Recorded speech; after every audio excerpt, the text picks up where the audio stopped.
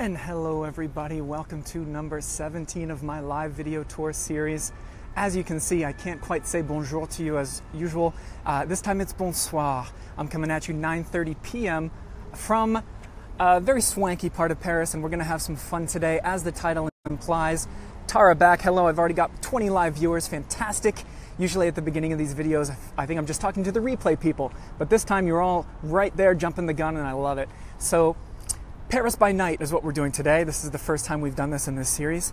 And as you can see in the title, this is Paris by night and the Belle Époque. If you don't know what the Belle Époque is, we're walking through it tonight. It's gonna be really fun. The weather's fantastic. I'm feeling good, I'm comfortable. And we are starting here actually behind a building called the Petit Palais. Now this is the back of it.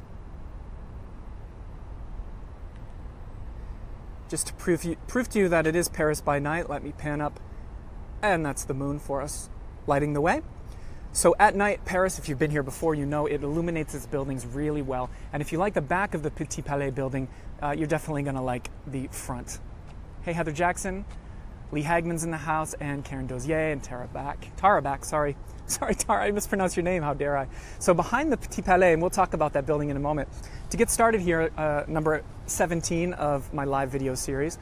Again, remember, if you're new to this is the series that is meant to bring you live in real time, vicariously along the streets of Paris with me. I do this every single week. It's 100% free. It's totally worth your time. And I'm walking by here a very fab restaurant and a beautiful building, if you can make that out. So this is called Le Pavillon Le Doyen. And Le Pavillon Le Doyen has a restaurant inside of it. It's actually a Michelin star restaurant. And boy, if you want to treat yourself in Paris, check this place out. The restaurant inside is called Aleno, and basically this restaurant is on every list you would want to be on as a restaurant. For example, Zagat.com labeled it as one of the top 10 most romantic restaurants in town. Condé Nast listed it as one of their favorite restaurants, and a Thrillist.com that likes to make lists, they listed this as one of the top 7 affordable Michelin star restaurants. Now, affordable is a relative term, as we see the chefs in there doing their thing. Can almost imagine Ratatouille in there, huh? So, what was I saying? So yeah, affordable, a relative term, because I looked on the Michelin.com website and they say that the price ranges up to 340 euros for a meal. So anyway, that's Le Pavillon Le Doyen, and onward. Now, we're actually along the Champs-Élysées, which, let's see, I'm gonna go around this way. Again, the Petit Palais, which we'll see more closely. Bonsoir.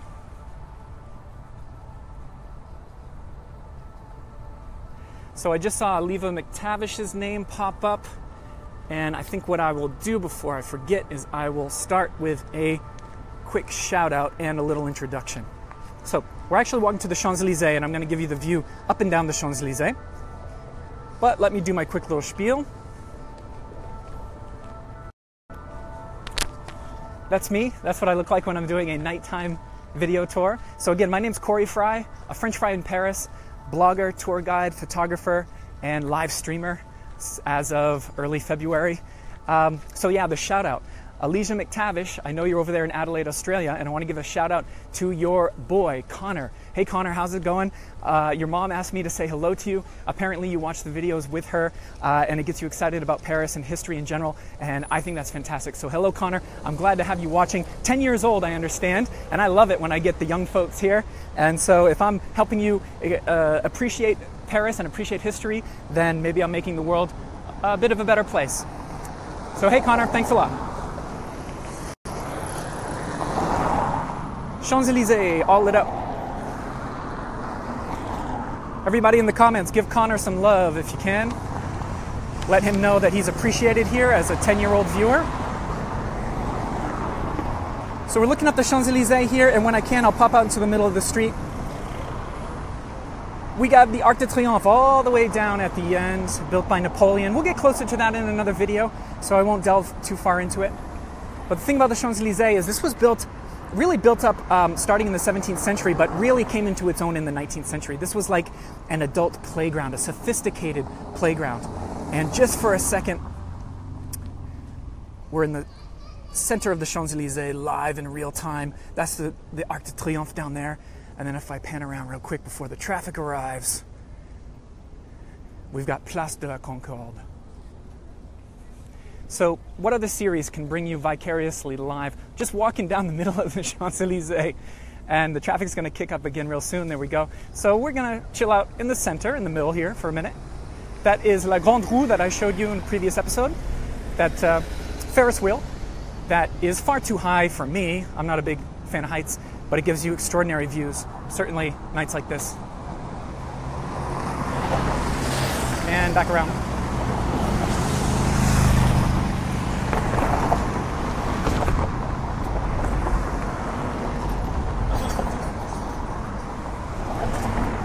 Let me tell you about the Champs-Élysées. One of its nicknames is the Avenue of Diamonds and Rubies. You might think that's because of all the high-end shopping down there in the distance, but it's actually because of these car lights that you see. See the diamonds on the left and the rubies on the right? So I think that's a pretty clever nickname in reference to all the traffic, all those lanes of traffic on any given night. And there we go. We've got the go-ahead to cross back over Place de la Concorde.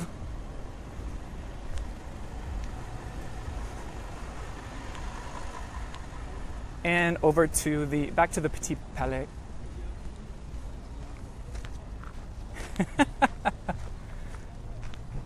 Christina Consolet just said this night tour is everything, all caps. I'm glad you think so.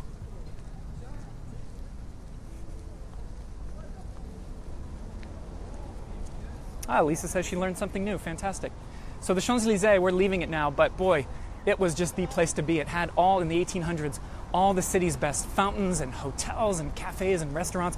People got dressed up to go out back in those days. Now, I got to tell you, too, the Champs-Élysées is known for being shopping and traffic and commotion, but there's actually a real quiet park on either side. Well, quiet is a relative term, but you probably can't even see because it's so dark, but there's quite a wooded area here along both sides on the eastern part of the Champs. Here's a little illuminated fountain to keep us occupied along the way. Very warm evening. I checked the temperature. I think in Fahrenheit it's low 70s. Let me pick up the pace a little bit. Here we go. Now, the whole idea of this video and the title is the Belle Époque. So let me tell you a few words about the Belle Époque as we get there. We're walking through it right now.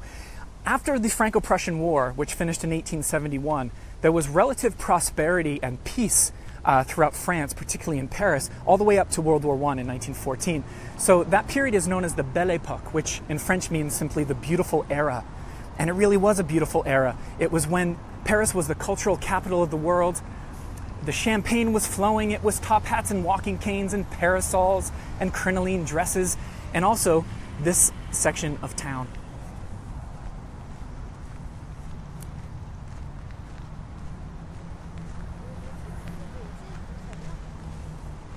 I love to see all my frites saying hello to each other. What a wonderful little community that we've created of the frites. If you don't know what a frite is, it means you're not yet part of the club, but you can become part of the club if you like. Check out the link down in the description for Patreon. You can become a Patreon subscriber.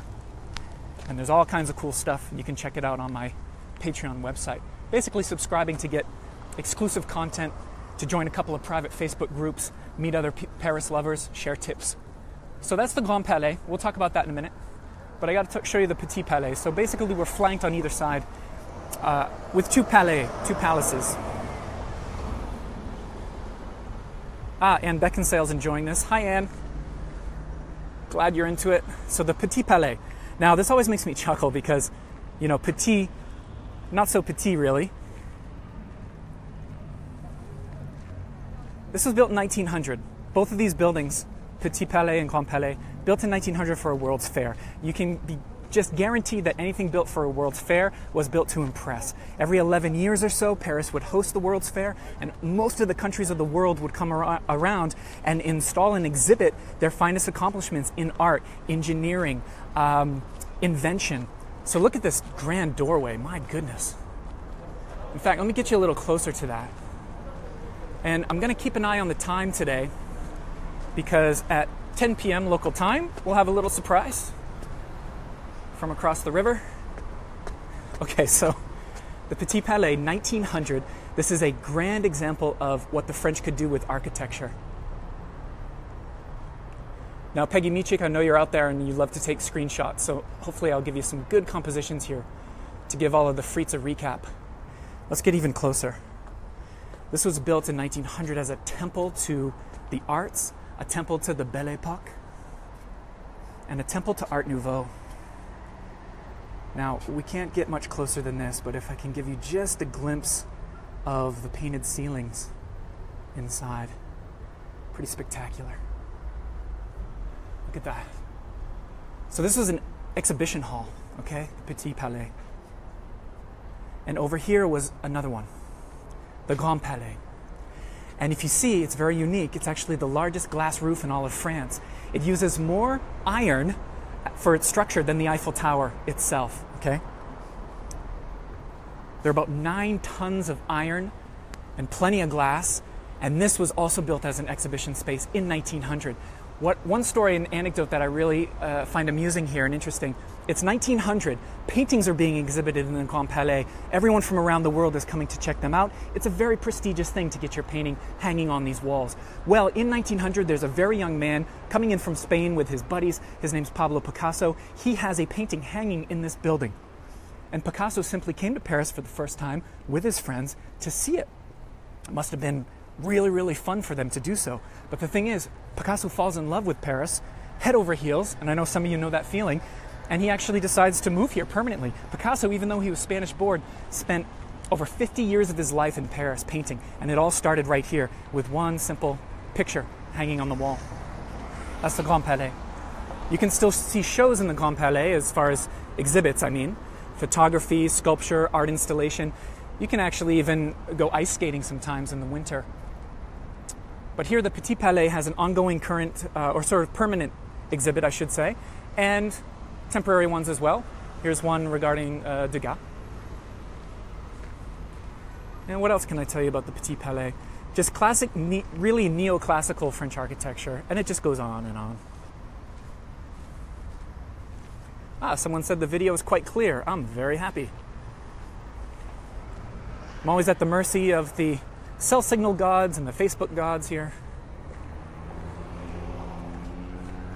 The Grand Palais, as we walk along here toward my favorite bridge in Paris, which is also fantastic when it's illuminated. This Grand Palais that we see was used during World War I as a hospital to help wounded French soldiers. So thousands of World War I military men were treated there.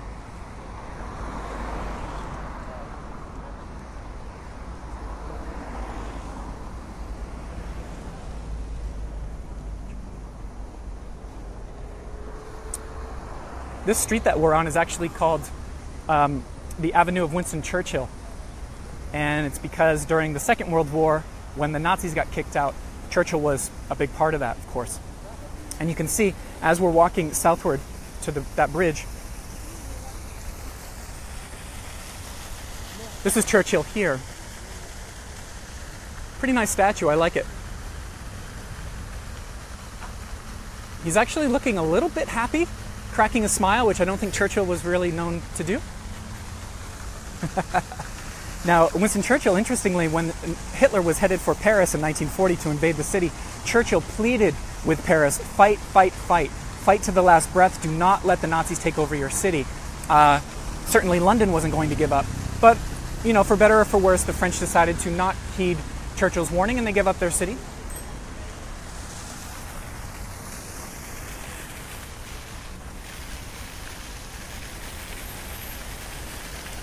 Look at these cute little cars. You just want to give it a cuddle, don't you? They're so small, you don't even have to parallel park them. You can sometimes just go perpendicular if there's not enough room on the street.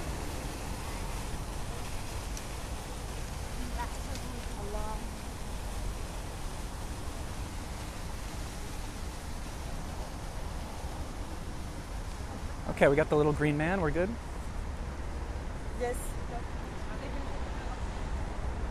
Walking toward the Seine is what we're doing. Now again, in the Belle Époque, i.e. turn of the century Paris, you have these two buildings, the Grand Palais and the Petit Palais, and they were basically meant to funnel visitors. Over 50 million visitors came for the World's Fair of 1900. And they would go into those two exhibition spaces, and then they would pop over this bridge called the Alexandre III, Alexander III Bridge, which is my all-time favorite, especially at night. So I couldn't do a nighttime walk without including this for you all. Waiting for the signal here. Oh, there we go. In a little bit, that Eiffel Tower is going to be sparkling for us, and so I'm trying to synchronize all of this so that we can finish with that. There's the spotlight twirling around.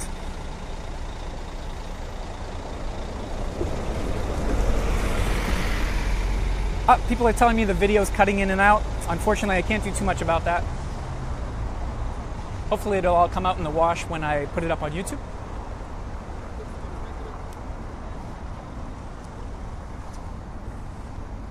Phyllis Cartwright, hello my friend, big time fan Phyllis, saying that she loves this bridge also. We're going to cross over to give you the views.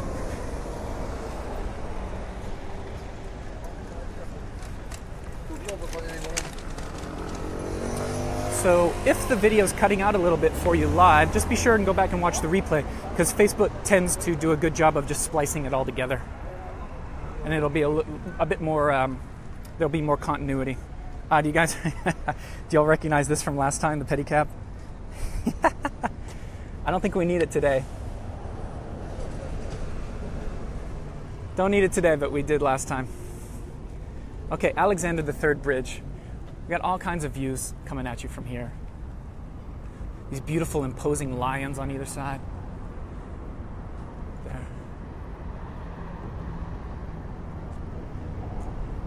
Hi, Phyllis. And you got people posing, because stuff like this, you know, it's good for the soul, but it's also good for the Instagram account.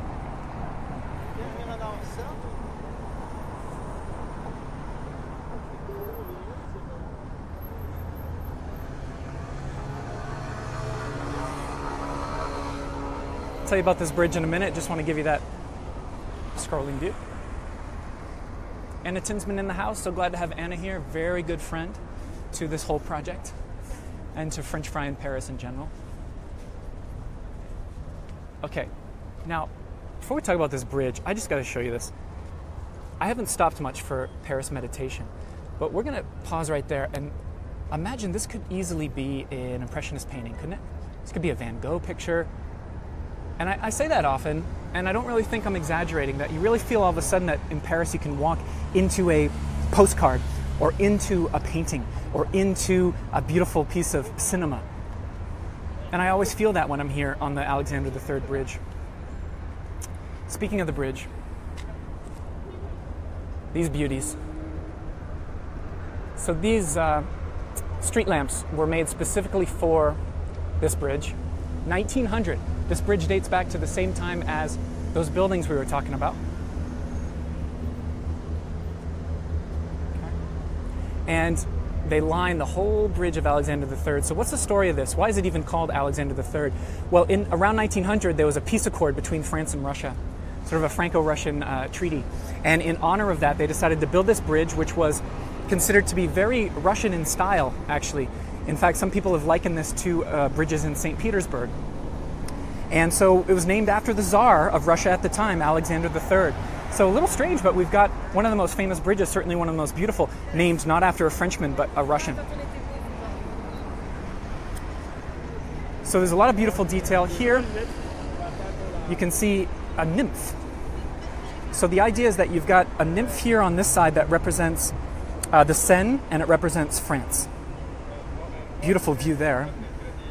And then over on the other side, we can't see it from here, but that way you've got another nymph that represents the St. Petersburg River. I believe it's called the Neva in St. Petersburg, and Russia. So you've got, interestingly, both countries represented here. And the Les Invalides building. Les Invalides, if you can see that in the distance, beautifully lit up at night. That was from the 17th century, and it was mostly a hospice and a retirement home for wounded soldiers of the French army, built under Louis XIV. Now, there's a big gold dome there. It's hard to make out because it's all gold when it's lit up at night. But there's traditionally a very beautiful gold dome, and under that is the tomb of Napoleon Bonaparte, which you can visit. I highly recommend visiting the chapel where Napoleon's tomb is located. And there's also a great wartime museum. Various galleries about World War II and weaponry from medieval times and all of that good stuff. We had about 9 minutes before that bad boy starts sparkling. There's another bit of evening meditation for you all. Linda Davis is saying that you don't see lights like this anymore. That's true. Around this time, there were about 100 different designs of street lamps in Paris. And I've been saying this lately on my tours. Let me talk to face here. I've been saying this lately on my tours because we live in such a manufactured and mass-produced world. But you go around Paris and you find all around you items that were made to just be one-offs. They were unique. And there's so much human intent and aesthetic behind everything. You know, it was curated. It's almost like the city is curated, like one of those great boutiques that you walk into. And so, I mean, that just really gets me going. I love it. Also, this bridge that we're on was featured in an Adele video, the singer Adele. And she did it in black and white, and she's seen walking all along Paris, and at some point she pops onto this bridge. So any Adele fans might be interested in that fact. Now, Adele brought you this bridge in her video in black and white, and I'm giving it to you in color. So I think that means that this video is slightly better than Adele's video as far as what it's bringing to you as a viewer. Switch it back. Oh, that didn't work at all. Switch it back.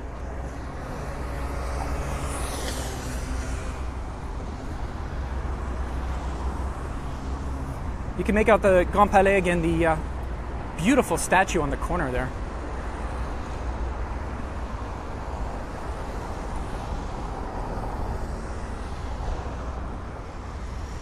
And speaking of statues, you know, the Pont Alexandre III here is known for the 4 gold statues that adorn the top posts.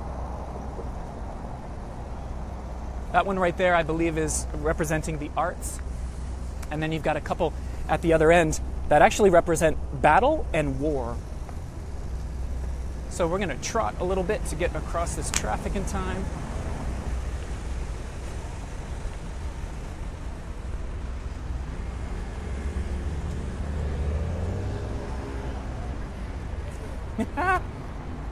People are asking me to sing Adele.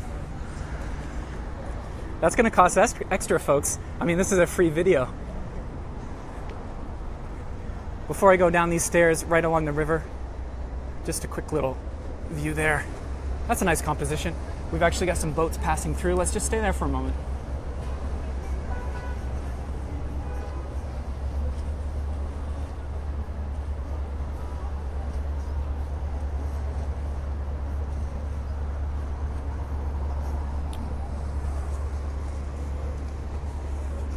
Okay.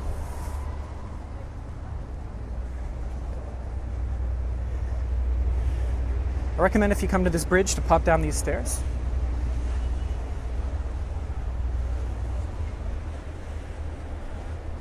If you do, here on the northern side of the Seine, don't miss this. You know I love my flood markers. Do you see that one? 1910, there's a line drawn under it.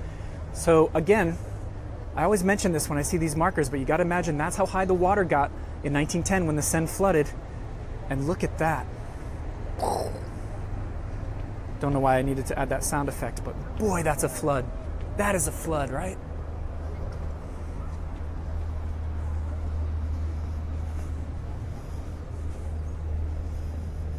Okay, I think this part's going to make you all jealous. It certainly makes me jealous. There are houseboats parked along here. They're anchored permanently. People live here. So I'm not going to bother too many people, but hopefully you can make it out. There's a little boat there with this little lights. And these are boats as well. Again, it's very dark. I know you can't see, but people are living here. I heard there's up to a 10-year waiting list if you want to park your boat on the Seine. Ah, here we go. Here's some activity. If you can make it out here. People people having a good old time.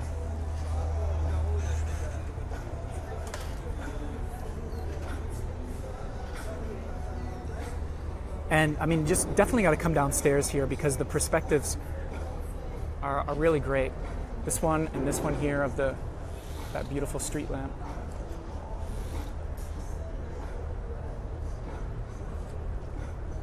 It's about time to catch the Eiffel sparkling. So we're going to walk beneath the bridge.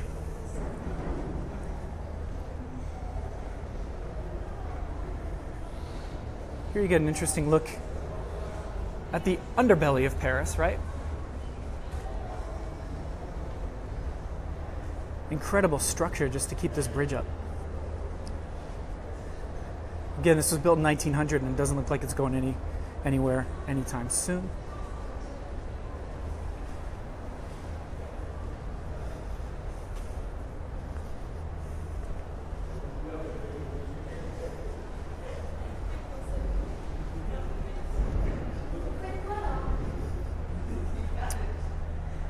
Oh, and let me show you this too. I saw this earlier.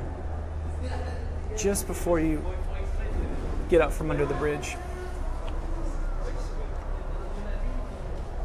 Right there.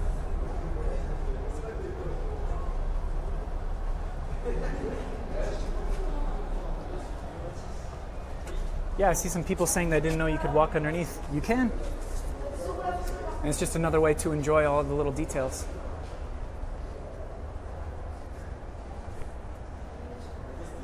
Some nice brickwork in the arches here, actually. Okay. This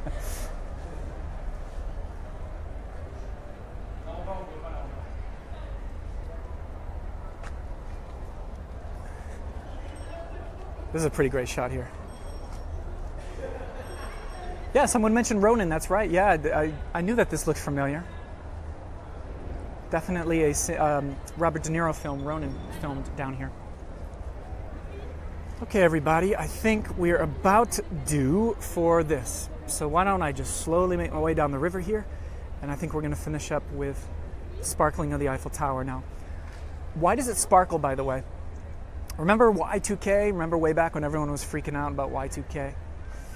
They decided, France, to celebrate that year by putting 20,000 light bulbs on the tower, 5,000 on each side, and it was meant to sparkle for a little while temporarily, and then it blew people away and everybody adored it. The tourists loved it, the locals loved it. You can see a lot of Parisians here, by the way, if you can make that out, enjoying the riverside here, the banks.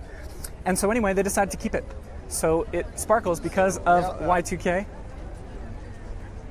and maybe all these locals are hanging out here to see just that, who knows.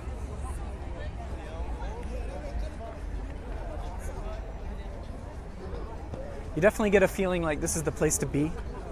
Definitely feels local. There's nothing too touristy about this. It's 9:59 by my watch. I'm so excited I can bring this to all of you around the world, wherever you may be. Even 10-year-old Connor, if he's watching it on the replay, because the live one is a little bit too late for him. And all of you wonderful supporters and viewers that make this really part of your day, and you plan your day around it.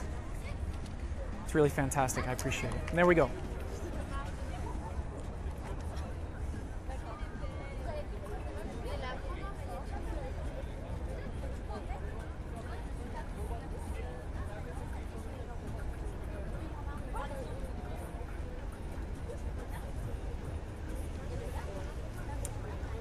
Superfan Missy Lamb says she might cry. Go ahead, Missy.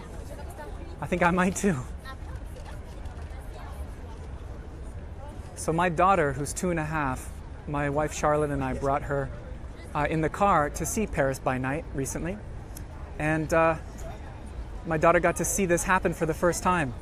And we got to hold her in our arms, and it was pretty moving, I gotta say. To have a French daughter and to be there the first time she sees this happen. That was one of the best moments for sure.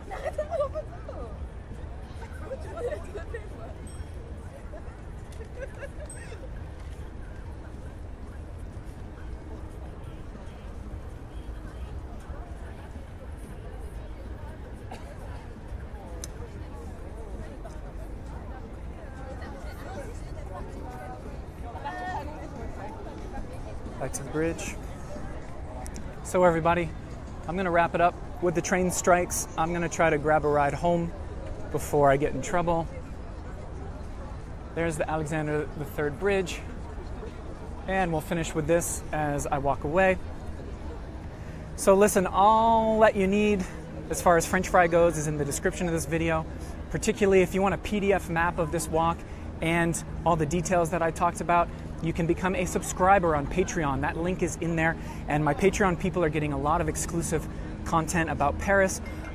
Things like advance notice of where these are going to be, access to private cafe chats that I have with various guests, discounts on real-life tours, and all sorts of goodies. So check that out if you're interested. Otherwise, I will see you next weekend for another free live video tour of Paris. We'll be doing number 18 next time, and I don't know where, but it'll be happening, I promise. So take care, everybody. All the best to you. Have a wonderful, wonderful weekend, and bonne soirée from Paris is all I can say. Have a good one. These guys are saying goodbye too. Way! Paris! See you later, everybody. Take care.